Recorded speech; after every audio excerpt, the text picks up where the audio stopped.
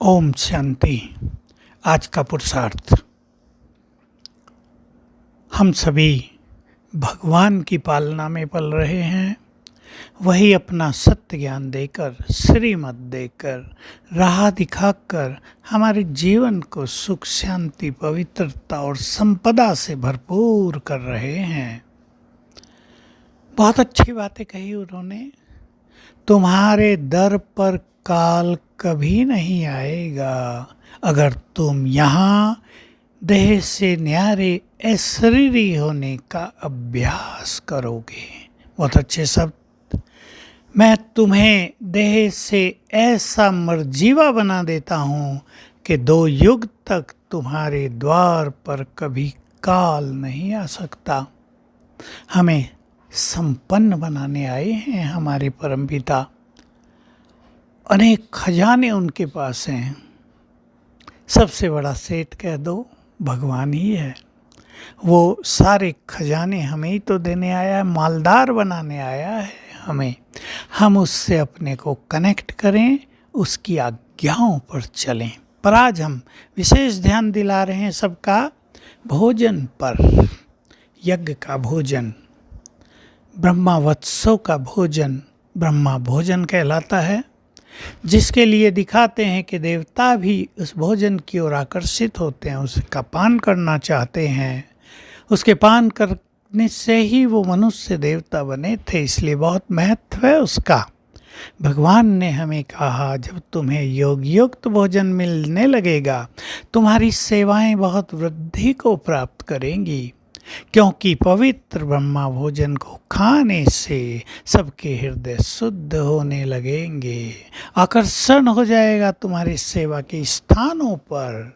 तो हम सभी का परम कर्तव्य है कि हम भोजन बनाते हुए बहुत अच्छा योग युक्त होकर बनाने का अभ्यास करें। जो ब्रह्मावत्स हैं उन्होंने सुना होगा, जगदम्बा सरस्वती जब थी, भोग के दिन, गुरुवार के दिन खुद किचन में जाकर भोग बनाया करती थी, क्योंकि वो तो सबसे बड़ी योगिनी थी। हमारा भोजन, हमारा पानी, हमारी सब्जियां, अन्न हमारे वाइब्रेशंस को तत्काल ग्रहण कर लेता है। प्रकृति में ये बहुत बड़ी शक्ति है, वो हमारे वाइब्रेशंस को तुरंत ग्रहण करती है। हम इसका फ़ायदा उठाएं। इसलिए जब भोजन बनाएं, कई तरीके हम अपना सकते हैं। सर्वशक्तिवान से कनेक्शन जोड़ दें, फील करें उनकी वाइब्रेशंस हमें आ रहे हैं। बस वो हमारी आँखों से, हमारे हाथों से भोजन में समाते जाएंगे।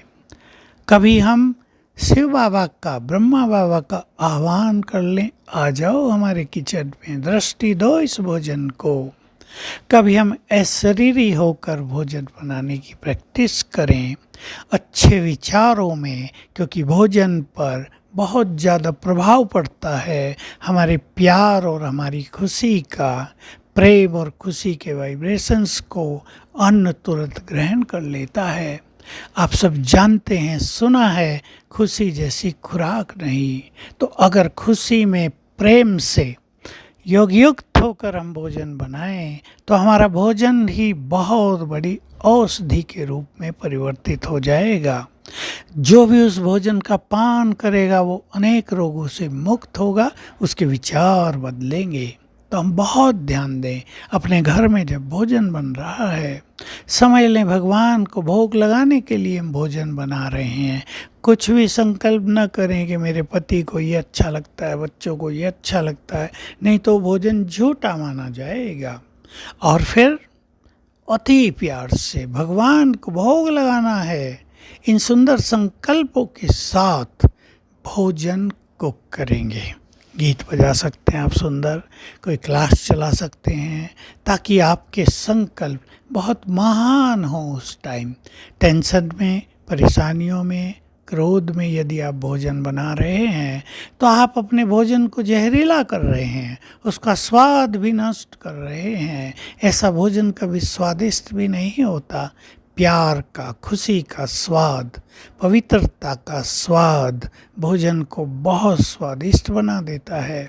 इसलिए अपने अपने घरों में ऐसा ब्रह्मा भोजन बनाएं, सेंटर निवासी भी ऐसा भोजन बनाएं, जिनका योग अच्छा है वो भोजन बनाएं, जिनकी प्योरिटी बहुत अच्छी है, जिनका चित्त निर्मल है, जिनके चित्त में प्रेम और खुशी का संचार रहता है, वे भोजन बनाएं। तो ये ब्रह्मा भोजन अमृत तुल्य हो जाएगा। ओम शांति।